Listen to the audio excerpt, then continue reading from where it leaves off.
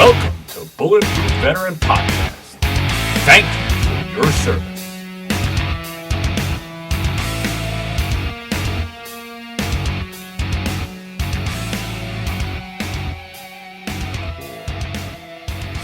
All right, everybody, welcome back to Bulletproof Veteran Podcast. We're going to jump right in because we're just going to have a great conversation with a man that came up with Ranger Ready Repellents. This is Chris Fuentes. I'm honored to have you on the show, and I really wanted to talk to you about ticks and mosquitoes and repellents and all that stuff. And we were already talking, and we were kind of going over your product and the packaging, and we said, you know what, we got to start recording. So we're going to jump right into this. So you were about to tell me a little tidbit about the packaging. Hey, thanks, Jason. You got to do a good beer can. So actually, we worked with a packaging firm, and we started looking at why we didn't want to use aluminum cans and why it didn't work. And we adapted actually an aluminum beer can for microbreweries, and that's how this label got invented. It's actually designed after a microbrewery label. And we wanted to make sure that we had a recyclable plastic bottle with a beer label. And that actually is designed by a company who makes beer labels. Yeah, you can kind of tell it has the feel of a can label, especially the newer craft beer canneries and stuff like that. It definitely has that feel to it, and it's a great looking product, and I love what it does. And I want to get right into that because you're from the Northeast, okay? You're a Connecticut man, correct? Yep. All right, so I'm a Long Island boy, and if you grew up in this area, you lived your whole life with the ideas that when you go out into the woods, you're going to get ticks on you. If all of us have a family member that has had Lyme disease, it's going to happen. The problem is that it's getting worse and worse. The spread of Lyme disease is just exponentially growing. The number of ticks that we see each year is growing and growing and growing.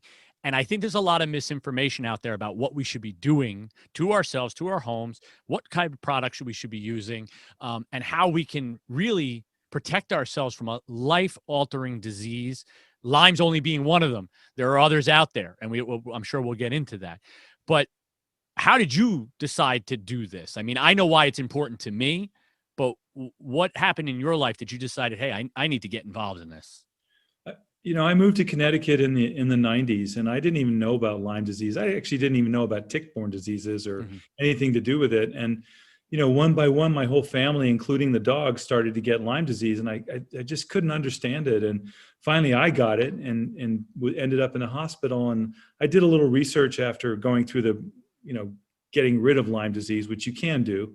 And I ended up, realizing that Lyme, Connecticut is where Lyme disease was kind of originated. And this is the hotbed. Long Island is the hotbed of Lyme disease in the United States. And yes, really it comes down to these ticks are infected with pathogens that have been developed over, millions of years. It's not a new phenomenon. They're just spreading more quickly, and it's all driven by global warming.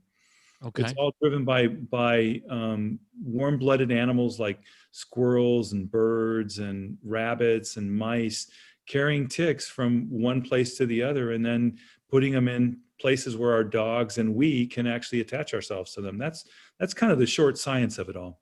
Well, and I think that leads into there's so many misconceptions about ticks. So something that, and I'll say that I believed this for years before I did a little bit of research. I don't have any deer on my property, so I don't have to worry about deer ticks. So I really don't have to worry about a majority of the tick-borne diseases because if it's a dog tick, I don't have to worry about it. That's just not the case. Just because you don't have deer on your property, there is no correlation between those two, correct? Well, there are deer ticks, and there are deer that carry deer ticks. But there are many species of ticks, and I mentioned earlier that squirrel and rabbits and birds and migrating birds. And what happens is ticks love to attach themselves to anything that's warm-blooded, right? So you can imagine that anything that goes through your property, especially your pet who brushes up against around your property. And one of the things we wanted to teach people, and we want to make sure people are aware of, is that most people who get Lyme disease, including the 500,000 of people a year in the United States who get Lyme disease, get it around their house. They didn't go out for a long trek. They got it in their garden. They got it going to the mailbox. They got it getting into their car when they brush up against the leaf, or coming around the back of the house when they went to pick up something for their garden. It's those type of things that give them an opportunity for ticks to come into their lives. And the different types of ticks have gotten much more severe over time. And experts who know about tick-borne diseases have realized that the number of ticks carrying diseases and the number of diseases carried by each tick, so co-infections, you very often will see a tick in Long Island, especially in Connecticut, in the areas where it's specifically kind of blown out, if you will. You'll see them have co-infections. Well, they'll have babebiosis or ehrlichiosis and Lyme disease. And you, by the way, get both or all three of them at the same time. And that's the scary part. And what we want to make sure folks understand is that it's not just deer. You're exactly right, Jason. It's not deer. It's any warm-blooded animal on your property that can bring a tick into your house. That's the key. And, when I asked you to come on the show, I told a couple people that you were coming on, and they were like, well, you're a veteran military based kind of show. Why are you having a guy who had, made a tick repellent? Why? And I told him, I said, think about what veterans and military members, what do we love? We love being outside. We love hunting. We love fishing. These are very common things: hiking, rucking, running, everything that brings you outside. Even just working in your yard. Most of my military friends and veteran friends, we love cutting our own lawns, all that kind of stuff. This is the time of year that we need to be rethinking how we protect ourselves and educating ourselves about how we can protect ourselves, our families, all of that stuff before the season starts and we really start getting active. The ticks really start to get active. And that's why I wanted you on now, especially with COVID kind of going away. People are they're going to go buck wild. We know it. Everybody's going to want to get out and do stuff. So we need to get the information out now to make sure we're protecting everybody. Please. Well, I think you mentioned you went golfing with your dad today for his birthday, right? Yes. And every year in the United States, golfers get bitten at a huge rate because stubborn guys, and we're all stubborn together. We don't tick check. We don't put on repellents. It's not going to happen to us. I'm going to just step into the tall grass and hit that ball out of there. And that's when you get bitten by a tick. And one of the things we want to make sure is that regardless of what you're doing outdoors, is to be mindful and aware that there are ticks out there over 34 degrees. So not much colder than freezing. Ticks will thrive. And right now in the springtime, where we are in the Northeast and everywhere across, you can feel the spring weather coming about us. And you can feel that warm opportunity for ticks to kind of go out and quest. And what they want to do is they're just looking for a warm body. They don't care if it's a person or a dog or a cat or a rabbit or a squirrel. But what they want to do is attach themselves to something. And we want to get you as veterans and you as folks who are outdoors every day and thinking about being outdoors every day to kind of be aware that you got to do a couple things to protect yourself. The first thing is to spray your clothing with permethrin. And if you're in the military, you'll know that the military likes to spray their clothing with permethrin. You can do that non-military style, but do it on a personal level with spray bottles, which Ranger Ready makes. And we found that everybody feels a lot more comfortable with having their clothing protected with a little bit of repellent. And by the way, you can spray your dog beds, you can spray your car seats, you can spray things that you don't suspect would carry ticks, but there's only two ways to get a tick into your house: on your dog or your pet or yourself. Right. Keep the dogs and pets protected. Keep the seats and the car seats and the dog beds. And, I share, we have a new puppy in our house and this dog wants to sleep in our bed so badly. And I'm fighting with everything I got. I'm losing, but I'm fighting. But, ticks are on dogs. We call them tick taxis, and we love our dogs. We really do. It's just part of the military lifestyle, if you will, having a companion out there, and they carry ticks into your bed. So we encourage people to keep your dogs out of your bed, which is probably the hardest thing we all have to do as a pet owner. Yeah, I am bad at that. I will be the first one to admit I have 2 dogs, and I've been horrible with that. And I know that the ticks that I've had on me over the years, I know that they brought them in, because I generally do check myself prior to coming in the house, especially if I'm working in the yard. I have a wooded type property. I'm always around leaves and things like that, places that the ticks like to hide under. I'm rustling through, so I'm direct contact.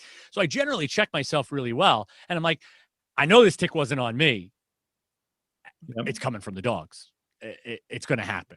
And, dog ownership and anything that affects your life around having animals around the house is really important to our families. And we want to make sure that we learn how to keep the dogs from being that vector, if you will, that extra carrier for the tick to come into your house. They don't have to be. You can prevent that. Yeah. Do you recommend and I know it's not your product, but do you recommend any type of a product for the dog to kill or repel ticks? Are you a frontline guy? I know there's a couple other products out there. Well, I've learned a lot about tick repellents for dogs because we realize that dogs are the vector to bring it into the home. The first thing I learned was that frontline, or any of the tick collars and flea collars that we put on, they actually work. They work pretty well. Okay. But what they do is they cause the tick to crawl around the dog and not attach to the dog, which means it's looking for another host, which means you're the next bite. So if you put frontline collars on your dogs, it does work, but it then forces the dog the tick to find another host. So we found that is not a good solution. Okay. The product that we brought into the market is called Permethrin. Mm-hmm. And Permethrin, you guys know, is sprayed on uniforms. You can put it right on your dog. You can put it right on your horses. You can't put it on cats. Permethrin is not good for cats, but spray this on your dog and you put it around your dog bed and the areas where your dog is going to rest and be, and let it dry. It's very simple. It needs to dry for a couple of hours. Any ticks or mosquitoes or gnats or chiggers or anything, or fleas that are in your dog's bed will die. And that's the first step to keeping them away from you, is keeping your dog protected. And one of the things we also do is when we go out with our dogs, and they do get exposed. We'll go out into the woods, we'll go hiking and do stuff like we want to do. We'll take Picaridin, which is our product that we actually put on humans, and we spray it on our dogs. And because the Picaridin acts like pepper spray to the ticks, they move and you can see them. So if your dog has been exposed to ticks and has been out in the wild or hunting, we have hunters who, a lot of hunters, they have their dogs are working dogs. Of course. And working dogs are highly exposed to ticks. And it's, you spend all this time training this beautiful animal, and then it's exposed to tick-borne diseases. So what you do is you spray your dog with Picaridin if it's been exposed to ticks, and they will crawl. They'll move around. They don't like it. It's like an irritant. And then you just comb them right out. So that's the type of thing, the little tricks you have to learn to keep kind of both your dog happy and you happy from being bitten by ticks. Yeah. Because everybody always just goes straight to the front line and stuff, but it makes sense. What you're saying is it's a deterrent for them, but now they have to go somewhere else. Who are they going to go on? Like you said, they're going to find a warm body. And unless you have some other type of animal in your house that they're going to go to, it's you. And it's probably you or a child that's laying with the dog. I know my daughter lays on top of my dogs. So that's where the tick's going to go. That's exactly right. And if the tick has been exposed to permethrin, it died. So it never had a chance to get on your daughter. And a lot of dogs, and this is where a lot of kids get bitten. And I can't emphasize this more to anyone, which is the dog sleeping in the bed or the dog sitting beside your kids in the car seats. Okay. You don't think about that, but we all went for a walk. Everybody we all went for a ride, and et cetera. And the dog sat next to your daughter in the car seat. Or even worse, we went out for a nice hike and the dog, while we ran in the grocery store, the dog sat in the driver's seat waiting for you. Happens all the time. That's when the dog drops the ticks, because they're everywhere. They're looking for a host, and you sit down, and that's when they get you. And that's what we're trying to avoid people from doing. So you can spray your car seats, spray your dogs, spray things like dog blankets and things, and be mindful every time you jump into a car or a bed that you're kind of sensitive to ticks. And that's what we want to give people the heads up on. Yeah. And this isn't about scaring people into buying products. This is not about scaring people into not enjoying the outdoors. Anybody who listens to this show knows I'm a huge proponent of getting outside and enjoying outside. During COVID, I was like, listen, if you can do it safely, get outside, get fresh air, exercise, all that stuff. So what this is about is just making sure you're safe. It's just like anything else. You wouldn't just run out into a street in the middle of the street and run a 5K. You'd run on the side. You'd wear a reflective belt. You'd do all the things to keep yourself safe while you were running. This is just another product that you kind of should be using if you're in one of these areas that ticks are so densely populated. So again, I'm not trying to scare anybody. I'm not trying to like, oh, I'm going to get Lyme's, tomorrow. But understand that it's here. It's in our areas, and I'm sure everybody knows somebody that's had it. Well, you're nicer than I am. I like to scare people. You like to, all right. Hey, listen, that works too. People. So let's just do the math, because we are scientists and mathematicians. Mm-hmm. Every week between Memorial Day and Labor Day, 10,000 people a week will get Lyme disease in the United States. It's crazy. And how much is that? And if you, I don't know if you know the answer, but Northeast wise, what's the percentage for the Northeast out of that? Well, unfortunately, it's spreading. So the percentage used to be highly in Connecticut and Long Island and Massachusetts. And there are very big hotbeds. And the hotbeds have spread out into the South. So Tennessee, Georgia, North Carolina, anywhere you can see Virginia, that kind of down the Appalachian Trail down there, you'll see that spreading. And more than Lyme disease, but much more difficult vector-borne diseases from ticks coming from Canada into Wisconsin and Minnesota, Illinois, places across the Great Lakes where birds have been migrating for now, 10 years, carrying ticks that are different, that didn't initially make that trek across the lakes and are now affecting that area. And I had a discussion just right before our call, Jason, with a guy who I've known a long time. He lives in Vancouver, and he said, in Vancouver, we have ticks in February. So it really has spread. And what's happened is the number of diseases inside of ticks has spread. And there are now 16 different vector-borne diseases. And I know we wanted to talk for a second about the different types of diseases. And so there's Lyme disease. Right. And we all know Lyme disease as kind of that overarching umbrella for vector-borne diseases like tick-borne diseases. But Lyme disease is only one of the 16. And if you go down the list, there's some that are much more difficult. So Lyme disease is a bacterial disease, but there are viruses like Powassan virus, which comes from Canada, named after a Canadian town, that was discovered in the 50s. And it's much more difficult because it takes only 15 minutes for that tick to be attached to you, and it bites you, and one in 5, 1 in 6 are dead in 6 weeks. It's much more difficult than Lyme disease. So there's Rocky Mountain spotted fever, which is now moving through the South and moving into the Midwest. But something like we may not recognize and something called alpha-gal syndrome. And I didn't know about alpha-gal syndrome, but this is caused by tick bites, mostly the Lone Star tick, which has a little star on its back. Yeah, I've seen that, yeah. And this bite takes under 15 minutes, and it's a protein and a sugar interaction in your body, but this bite makes you allergic to red meat for the rest of your life. I have heard that, yes. And 5 years ago, there were 0 cases in the United States. Today, there are more than 10,000 cases in the United States, and it's growing exponentially. And it's driven by birds migrating, by ticks being able to move around a little more freely. And you can easily get alpha-gal syndrome in Kansas as easily as you can get it in Norwalk, Connecticut, around the corner here. It's the map got shifted because of the way global warming allowed birds to move around. And that's really the veracity of it all, is that there's more diseases, more ticks, and more chances for you to be bitten. And you keep mentioning birds. I have never associated birds and ticks. That is something that's never come into my mind before.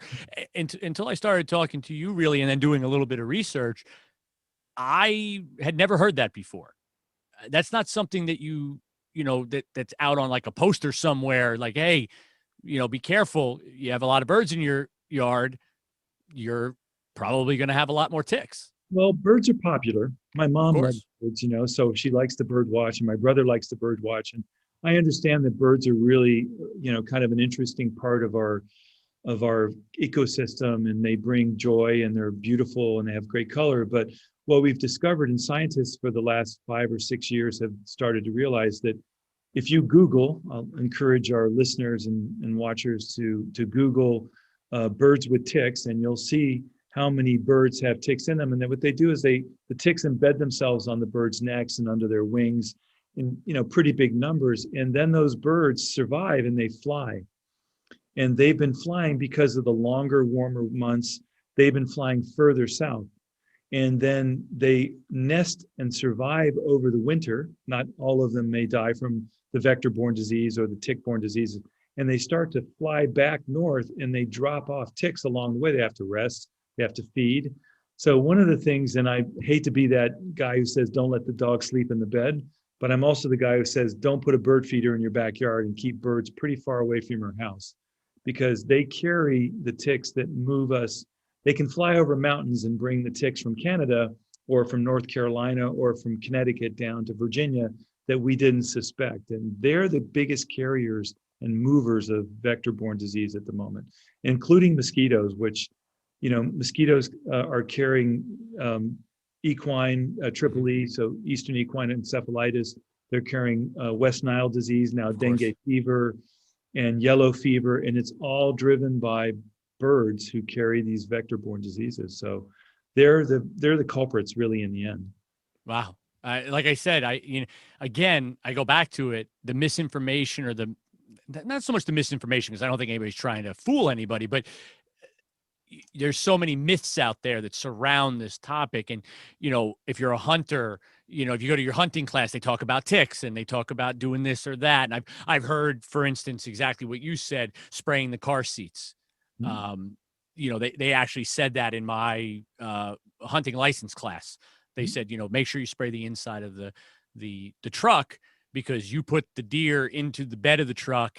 And if you don't, and then you've been handling this deer now, and now you go into your truck and it's cold, you don't strip down, and now you just drop all these ticks into your truck. Now, if you spray it with Permethrin, then you can feel like at least you did something, and they're going to die.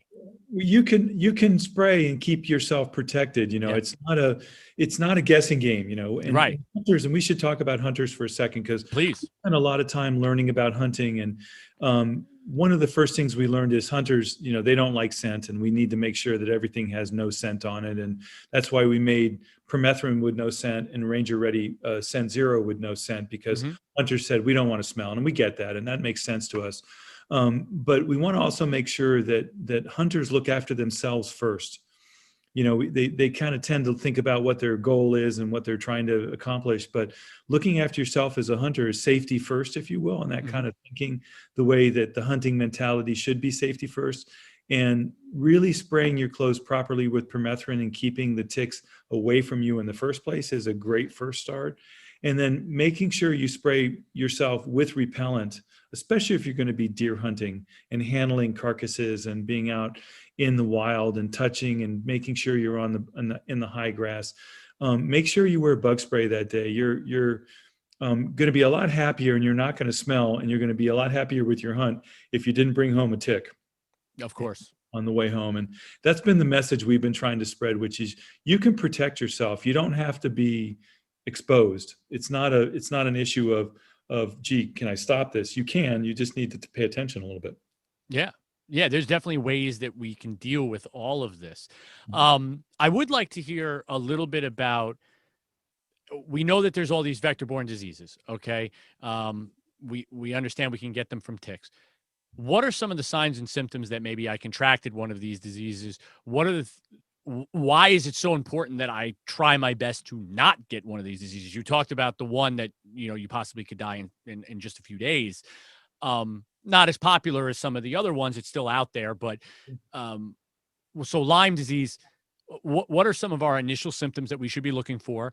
And what are some of the long-term symptoms that you might have? Because there is a debate I know I've heard here about the difference between your acute symptoms and chronic symptoms, and whether or not Lyme has chronic symptoms where it's long term. There's a little bit of a debate going on that's actually not true. That it's not a long term. That it's just your initial symptoms and that's it. I can say for sure, and I'll share with you. I actually asked my wife if I could share this story. Her father contracted Lyme. He had a couple other tick diseases. So a perfect example of what you were talking about earlier, that whatever the tick has, you're going to get. Exactly. Yeah. He started losing vision a little bit in one of his eyes, chronic pain, fatigue, just really, really beat him up. And it got so bad, he got very depressed, depression sank in, and he ended up taking his own life. Which was horrible, obviously, for our entire family. And we did not relate the suicide to Lyme at all until we started doing research after the fact. And this is not an uncommon thing.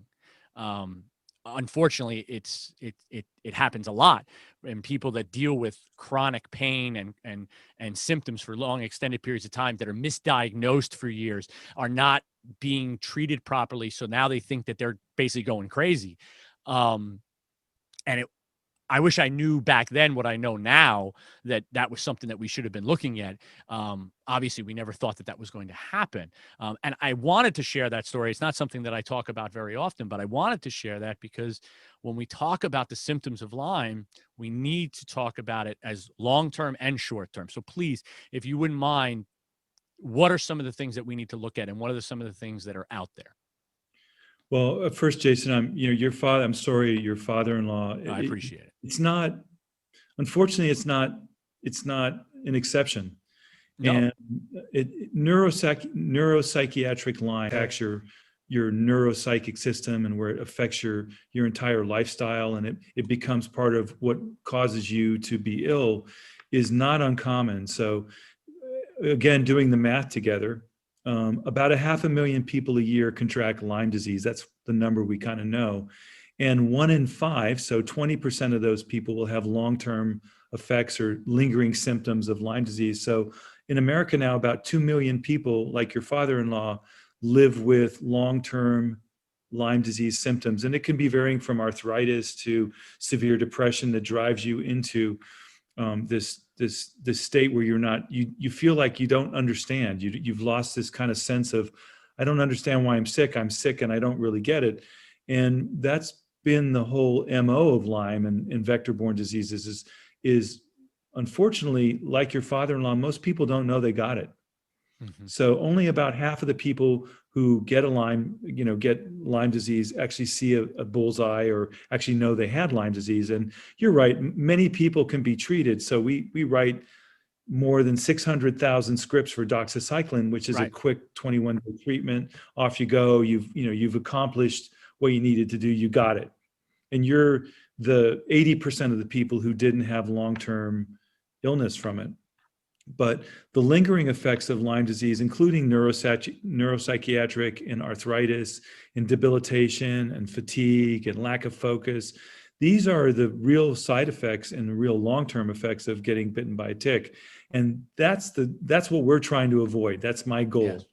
I wake up every single day going, let's not do more of that, because the end result is everything from, you're right, suicide. And it's a very, you kind of can't believe it started with a tick. It's just so remarkable. And so you kind of can't even put all those pieces together. And that's what led me to design and build Ranger Ready, because I don't want to have this happen more and more as family members, and also making people aware that as you go out and you have to protect yourself. It's very similar. And one of the things we asked about symptoms. So fatigue is a symptom. You can get temporary blindness, temporary vision, those type of things, but also just not feeling yourself. And when you don't feel like yourself, and you can feel that energy where you just go, gosh, I'm tired. I don't feel good. And like all guys, we do exactly the same thing. We ignore it. it's one of the best things we do as guys, right? We don't go to the dentist. I once asked my dentist, he goes, if I had to rely on men who are in charge of the household, I'd never make a living, because men don't take care of their teeth. They don't take care of their health. And you can't ignore it. You got to go to the doctor, and you got to make sure that you address it. And you have to advocate for, do you think I may have been bitten by a tick? Because not every doctor is the first to go, hey, you may have Lyme disease. So the first thing I want everybody to do is, if you feel sick like that, go to a credible Lyme testing lab. You can have your blood tested, ask your doctor for a Lyme test, ask your doctor for a more sophisticated test than just a simple Lyme test, and advocate for yourself to say, hey, I may have been bitten by a tick. I could have been exposed to a tick. Because that's the first step in making sure you get treatment. And you can treat Lyme disease if you catch it. If you don't catch it and it continues to fester, then it does take over your system and your body and your mind, frankly. That's the unfortunate part about vector-borne diseases. They do win in the end. When I reached out to you and we started talking, and I knew you were coming on the show, I spoke to my wife, and obviously it's a very difficult conversation to have.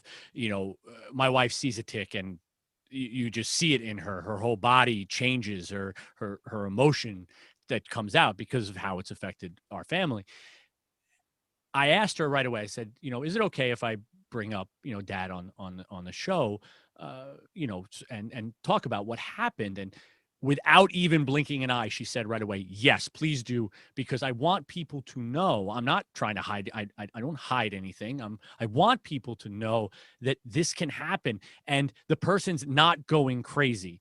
The person is dealing with something that's real and needs to do exactly what you said, which was advocate for their own health and make sure that they are being tested properly, that things are being looked at, and it's not just being pushed under the table and say, you have chronic fatigue, or you have you have depression. We're going to treat just the depression part of it.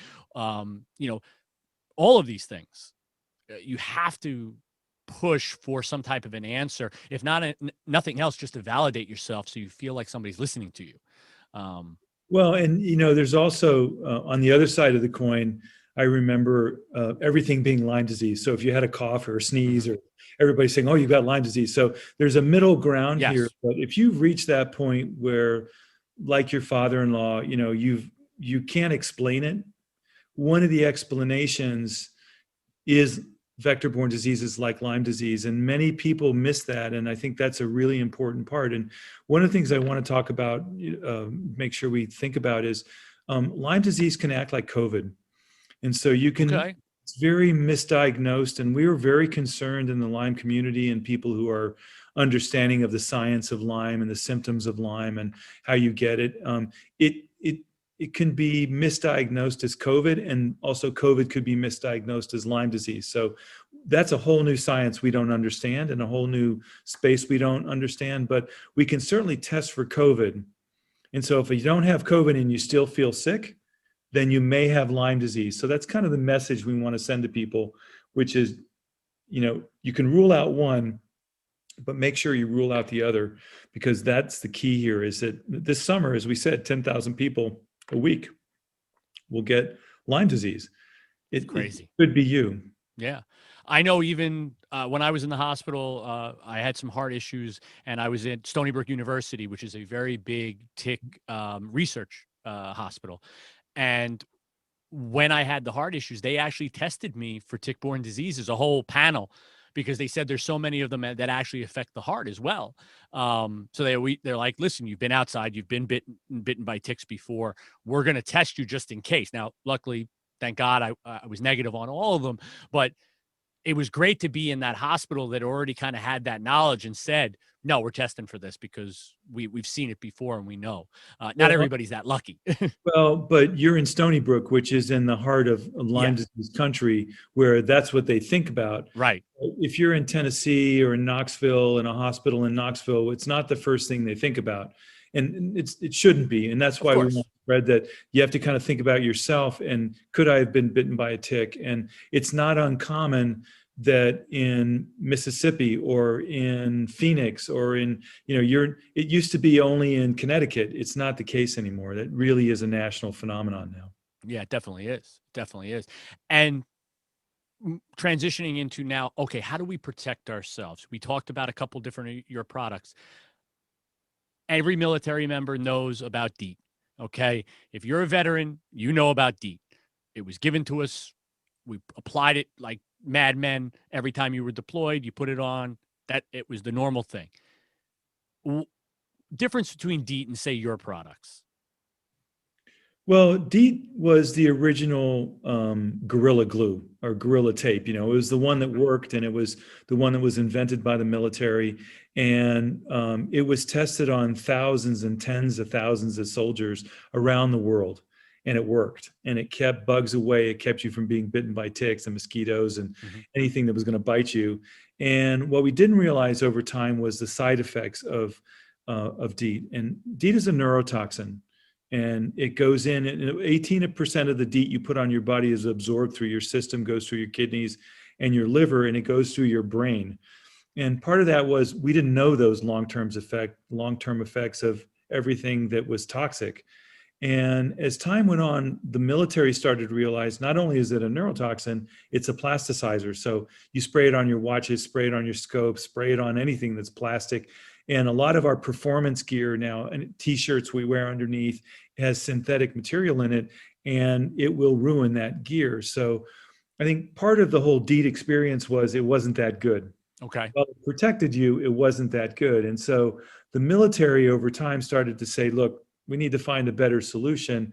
And over time, what happened was in the late 1980s, the World Health Organization had to stop malaria. It was a really big global issue. Africa, Asia, and mosquitoes kill more humans. It's the deadliest animal in the world. And so they were working very hard, similar to what we were doing for COVID now, trying to figure it out. And they created Picaridin. And Picaridin is a safe and effective alternative to Deet. It has all of the benefits of Deet, but it doesn't have the side effects of Deet.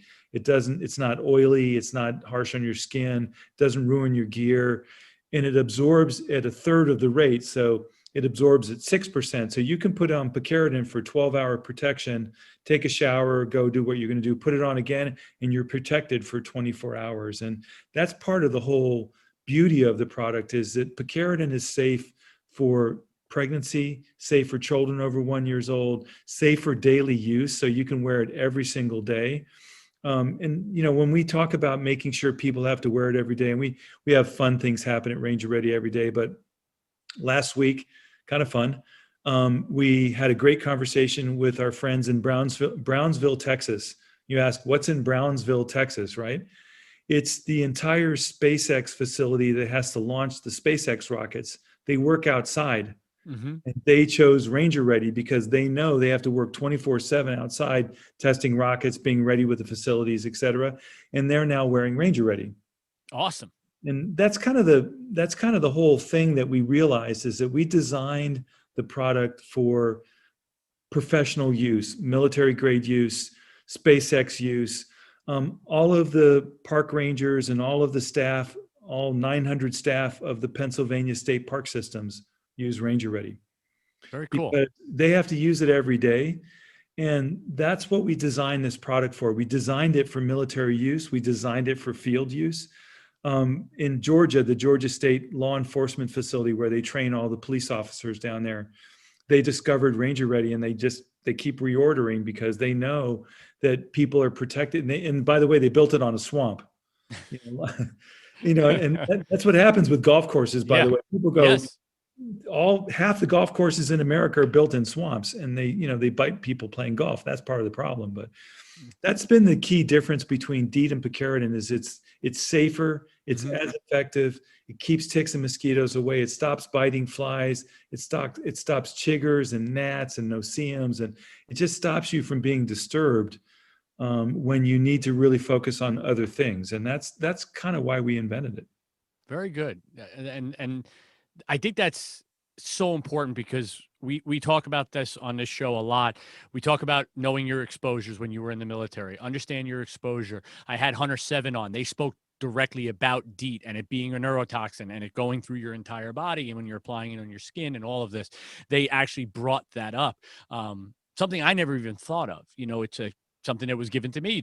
They told me to put it on. I put it on. But the military tells you to do a lot of things that are probably not the healthiest for you. So it's not a surprise that that's just one of those items. Understanding the products that you put on and knowing that they're safe has to be number one, especially when you're going to start to apply it to your kids, your pets, everybody in the house. I'm not putting a product on my 2.5-year-old that I think might hurt her. It's not going to happen. So I have to know that product is safe. Well, the stuff that you put on where you were deployed, Deet, you're probably not going to put on your daughter. And no. You realize. No. And that's why your daughter's getting bitten. And that's what we kind of realized. We had to come up with a better solution. Yeah. And that's why we invented Ranger Ready, because Picaridin is safe for kids. And it's been used effectively in Europe and all over the world, and Australia and Canada and places that we respect as, places that have good public medicine. And we realized that in the United States, we just hadn't kind of made that transition. And your daughter doesn't have to get bitten, and you also don't have to worry about it spraying Deet on her, because we're not going to do it. Yeah. And that's why we invented Ranger Ready. That's great. So that's the one product. Now you have also the other product that we spray on surfaces, clothing, the truck, the dog beds, all that kind of stuff. And now all of these products come in, you have a couple different scents. And then you also, like you said, have the no scent for our hunting friends and all of that are worried. And also just people that just don't want to have a scent to the product. You don't have to be a hunter to just want to be able to spray something on you that doesn't have its own scent. So you have that. I believe actually, this was the 0 scent, the one that I brought downstairs with me. That I like that one just because I do hunt, but I just don't like to have a perfumey or, any type of a smell while I'm out working in the yard. It bothers me. So this works better for me. Well, one of the things, Jason, that's really interesting about Ranger Ready is we want to do things a little differently than everybody else. So we don't use aerosol cans, right? So aerosol cans, we're used to taking a can of off or a can of spray, spraying it on ourselves. And one of the things we don't realize, first of all, that can ends up in a landfill, not that good. And 30% of what's in that can is wasted. So 20% of it is aerosol that you put on your skin, isobutane, which dries out your skin. And then 10% is wasted. So we didn't want to do any of that. And we created Ranger Ready bottles that actually spray upside down. So you can take this Ranger Ready trigger right here, and you can spray it upside down. And that upside down 360 degree sprays allows you to spray on the back of your legs and your neck in places that ordinarily you use an aerosol for, and you just use your finger. And that was one of the first steps we made, was to kind of eliminate the concept of putting aerosol sprays on yourself. And then the second part was we wanted to make sure people didn't mind the smell of bug spray. A lot of people don't like the smell of bug spray, and they don't like the feel of it. And so Picaridin in our product it goes on flat. And if you like a little bit of a smell, we realized that when you put it on, you can smell it, you put it on. And we realized that if you can smell it on this hand and smell it on the other hand, you realize you didn't put it on. So that's one of the reasons why we created smell. Okay. Is so that you can actually smell that you have it on. You can smell, I don't have it on over here, I'll put it on over here. And then the other element that was really important to us was making sure that you wanted to put it on yourself. You wanted to spray it on your body. You weren't afraid of it. It wasn't something you would, afraid to put on your daughter. And, this summer we're going to spray 50,000 kids in summer camps. You have to feel comfortable with that as putting that on your kids. And that's why we felt so compelled is you can actually don't have to have a bad experience with bug spray like we kind of know Deet. And that's frankly why Ranger Ready's caught on with families and moms and people, is because it works great, smells good, and I don't have to think about it. Right. You're safe. Exactly. In multiple ways. You're safe from the ticks, mosquitoes, all that stuff. And you're safe from the product itself, putting it on your skin. That's the secret sauce. Yeah, that's the key. That's as simple as that. It works great, smells great, and I feel good that I'm wearing it. And I'm not worried about being bitten by ticks. And I share with your wife, when I see a tick, it's something that kind of triggers something in me. And having been bitten by ticks and had ticks bite so many people around me and dogs, and it's just one of those visceral reactions. And so I get that kind of feeling we, in living in the Northeast especially, that it triggers that feeling. Yeah, for sure. Now, speaking of the Northeast and living in areas with ticks and all of that, Ranger Ready is also doing some research on the research side, correct? You have some partnerships with the CDC and other organizations? Well, we're partnering, we're beginning the partnerships of public information, if you will. So okay. Talking to the CDC, talking to Health and Human Services, talking to the EPA, and sharing the research that we've learned. And what we have is we have data on now almost 100,000 consumers, right? So we can talk to them and have a dialogue with them and be able to converse with them in a way that is more specific than what you would have in average research. And we wanted to make sure that people who are being bitten or stopped from being bitten, we can hear their voice. So that's the research that we've started. But the other work that's already underway and we've had for 2 years now is we talk to nurses and pharmacists, and we've been able to build a continuing education course for professionals who have to apply repellents. So this July, we will have an accredited continuing education course for nurses and pharmacists and doctors and people who have to get continuing education credits as part of their professional accreditation. Mm-hmm. And what we do is we have the opportunity to teach them about repellents and repelling ticks and stopping tick-borne disease and mosquito-borne diseases, which, by the way, is like 1 page in 1 chapter in med school and a half a page in pharmacy school. And it's really not mentioned. And that's one of the things that, as we build a voice for changing our behavior, is we're helping the professionals who have to teach us, the pharmacists and the doctors and the nurses, and even people who work in sports stores, right, to have good information and take the time to have the right information so we don't get bitten.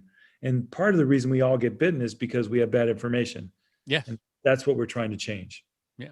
Oh, and like you said, we're our own worst enemies because we think, I'm not going to take the time to go put that stuff on. It's not worth it for me to do that right now because I don't have to, because I have something in my brain that says I'm not going to get bit. It's just not true. And you're not bulletproof, even though, hey, look, Bulletproof Veteran Podcast, to talk about all bulletproof badasses and all that, but we're not bulletproof. And we can get sick. So you have to take care of yourself, and you have to make sure that you're the one looking out for you and your family. It's just another thing of safety. It's just another thing of security. You protect your home, for any gun owner out there, you have a firearm in the home to protect your home. You have a product to protect yourself when you go back, into the woods or whatever in your house, or, whatever you're going to be doing that brings you outdoors where you might get bitten by a tick. It's the same thing. And it's a hidden threat that we actually don't know, and I grew up on a military base in Germany, and I've been very close to the military and grown up around the military my whole life, and I grew up with the threat of the Cold War and the nuclear Cold War, and living in Germany in the 60s at the headquarters of the United States military, and having gas masks down in my house, and my dad being ready to go be mobilized immediately. I kind of realized that the ticks are very similar to kind of that nuclear threat, which is you can't see it, you can't hear it, you can't feel it, you can't smell it, but it's there. And the ticks they're so stealth, and they're so small, and they're so dangerous. And that's what I equated to, which is that kind of that threat you can't see. Yeah. And that's what I want to kind of raise the awareness of everybody and kind of shake that it's not going to happen to me attitude, and really get together as a kind of a new way of thinking, which is let's not get bitten by a tick, and we're going to have more fun. And that's kind of my way of thinking about it. Let's go outdoors, let's go gardening, let's go hunting, let's go fix the house, let's go on our tractors, let's go plant stuff, let's do whatever we're going to do. And build and have fun in the outdoors, but let's make sure we're protected before we go. That's the best thing I've heard all day, is doing that, exactly that. That's why I was out golfing today. You got to get back outdoors. We got to start enjoying ourselves. So many of us lost an entire year kind of being huddled inside and all of that. It's time to get back outside. Let's just do it. Let's do it safely. That's all. Exactly. You're from a military background, and I love that you offer a military discount. Tell us a little bit about the discount that veterans and military and law enforcement can take a part in. Sure. Well, first, it was one of my big goals to get Ranger Ready into the APHIS exchange system. And so awesome. We are in all 75 US based APHIS exchanges this year. So I'm really excited. Go in and buy it because it'll make people make them buy it again. We're also going live on aphis.com. So I'm excited that we're kind of joined forces with APHIS. And I grew up shopping in the PX. Almost everything I got from birth to age 20 came from the PX. So I was excited that we got in there. But for our rangerready.com, I really wanted to make sure that all of our military and first responders were well looked after. So we have a special program where if you identify yourself through ID Me, which is a pretty easy system to identify yourself, both as a veteran or as active military or first responder, that we give you $10 off every order. So you can order as many times as you like. And if you buy a $20 item and we'll give you $10 off, or you buy whatever you like, we're always going to give you $10 off an order. And it was part of my commitment to making sure that we had access to the product and making sure that our military and the people who serve our country and protect our country and first responders, that we gave them a kind of a thank you discount. And the other part is that I was, super committed to making this product in America and making sure that it's made in the USA. And so part of my kind of whole military and USA part is to make sure that the product came from this country and is also then serving our citizens properly. It's great to hear. So you're in APHIS. We love that you're doing the discount and all that. For our regular civilians that are out there that don't have access to APHIS, where can we get the product? You can get it online at rangerready.com. You can get it on Amazon, available anywhere in the country on Amazon.